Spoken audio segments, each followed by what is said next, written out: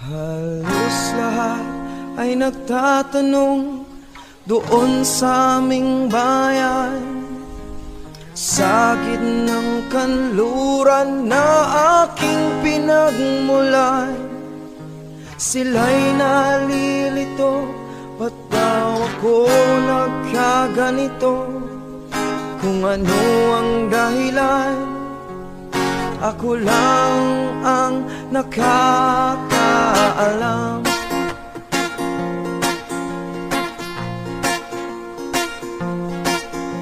Magulang ko'y ginawa na ang lahat ng paraan upang mahiwalay sa aking natutunan.